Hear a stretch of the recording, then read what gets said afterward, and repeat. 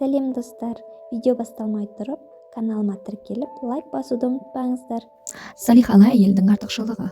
Бұл дүние менің оның ішіндегі нығметтердің барлығы де уақытша берілген. Ондағы нығмет атаулының ең абзалы салихалы әйел. Хадиске түсіндірме. Бұл дүние адамның уақытша тұрақтайтын мекені. Адам өмірінде ағаш көлеңкесі аз уақытта саялап, сапарын одан әрі жалғастыратын жолаушы іспетті. Адамның өзі де өмірдегі пайдаланатын нәрселері де жоқ болуға тәуелді, яғни мәңгілік емес. Адам көрген, білген, қолынан алған әрбір заттарды фәнилікке мөрін көреді. Мәңгілік тек Алла ғана. Дүние тіршілігін ақирет жұртымен салыстырғанда болмашы аз бір күн көріс. Алла тағала Құранда бұл дүниенің тіршілігін аз күндік болмағанынша күн көрістен тұрады. Ал ақиретке келсек, ол нағыз мәңгі бақи тұрақтайтын мекен деп баяндайды. Мүслим Ради 64, Насан Никах 15, Ибн Маджа Никах 5, Мүмін сүресі 39 аят. Адам баласы өкінішті дүние нығметтерінің соңынан қанша қуса да жете алмайды және тоя да алмайды. Қанағат та таппайды. Бар болғаны дәмін татумен ғана шектеледі. Адамның жаңа көлігі, жаңа үйі болуы мүмкін, бірақ түбі ескіреді, шіріп жоқ болады. Қанша жерден сұлу болса да қартаяды, бетін терең әжім басады. Ең соңында қара жердің қойнына тапсырылады. Өкінішті дүние адам баласында қанша ләззат сыйлағанымен жүрегін тынышталдыра алмайды. Адам жүрегі фәни дүниеде Раббысын еске алумен ғана жай табады. Жүрек шынайы есіне деген махаббаты арқылы ғана тірі жүрек атанады. Шынайы есіне деген махаббат себебі басқа жаратылғыстарға да махаббат көзімен қарап, көңілдерге қуаныш сыйлауда. Өзгелер үшін өмір сүруді үйренеді. Өткінші дүниедегі уақытша нығметтер бірі өмірлік және серігімізге болған аяулы жарымыз. Қамшының сабындай ғана қысқа ғұмырда асыл жарымызбен бөлісер отырып, ақирет жартыны бірге дайындап жасаймыз. Дүние нығметтері мен бір бөлігіне шариғат тарапынан рұқсат етілген болса, енді бір бөлігінен тыйым салынған. Шариғат рұқсат еткен дүние нығметінің ішіндегі ең абзалы салиқалы әйел. Алла тағала Құран кәрімде ал ізгі әйелдер Аллаға толық бағынатын және ерлерінің алдындағы міндеттерін құлтсыз орындайтын, сондай-ақ Алла олардың құқығына қалай қорғаған болса, оларды дәл солай ерлерін зарында болған кезде де ерлерінің хақысын аяқ асты етпей, арын, отбасылық сырларын, отбасылық тән абырой мен мал дүниелік лайықты түрде сақтау білетін жандар деу арқылы салиқалы әйелді тән сипаттарын баян етеді.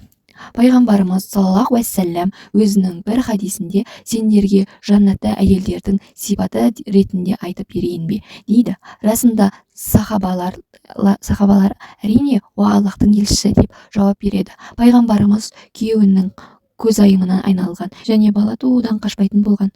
Күйеуі ренжитін болса, қолынан ұстаған күйі отағасы сіз маған разы болмайынша көз ілмеймін деп ерінің алдында тізерлеп барынша әйелдер иелетін болған деген. Тағы бір хадисінде әйелдердің ең қайырлысы деп сұралған. Кім деп сұралған? Пайғамбарымыз қарағанда сүйсінетін, күйеуінің айтқанын бұлжытпайтын, орындайтын және жиған дүниесін оңды-солды шашпайтын әйел деген. Салиқалы әйел асыл ерін масаның қанатындай да таратылмайтын, жалған дүниеге құл болудан сақтау қалуға барын салатын, жұдырықтай ғана жүрегі иман нұрын шумған ақылды әйел. Күйеуі сүрінсе сүйеніш болатын, қолынан ұстап тек жақсылыққа қарай жетелейтін, адал жолмен табыс табуға ынталандыратын әйел. Пайғамбарымыз саллаллаху уассалам мұндай әйелдің қандай керемет нығмет екенін бір хадисінде былайша баян еткен. Адамды өмірді бақытты ететін мына үш нәрсе: салиқалы әйел, жақсы көлік, кең үй ал делінген. Адамды бақытсыз ететін де мінезі жаман әйел, нашар көлік, аясы тар үй. Тәубе сүресінің 34-35 аяттары. Түскен кезде сахабалар қатты уайымға беріледі. Себебі ондағы аяттарда дүние жинап жиған малыңы зекеті мен садақасын бермеген адамның ауыр азапқа душар болатындығы баян етілген. Сол кезде пайғамбарымыз саллаллаху алейхи вассалам ардақты сахабаларын жұбатып, сендер Алла шүкірлік ететін жүрекке, оны күндіз түні зікір ететін тілге, иманды да салиқалы әйелге қол жеткізуге тырысыңдар. Иманды да салиқалы әйел ақырет бақытын жетулеріне жәрдем болады деді Әзірет Али.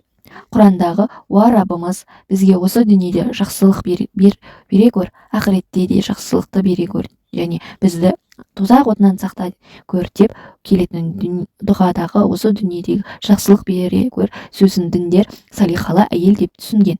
Салиқалы әйел сондай мейіріммен кішіпейіл, қиындыққа төзімді, басқаға түсіністікпен қарап қатесін кешіре білетін, жүрегі Алла деп соғатын иманды жан.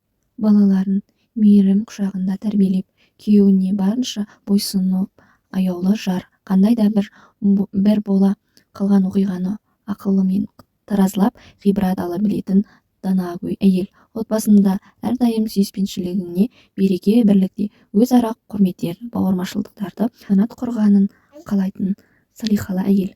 Құда қалайтын ханшайым.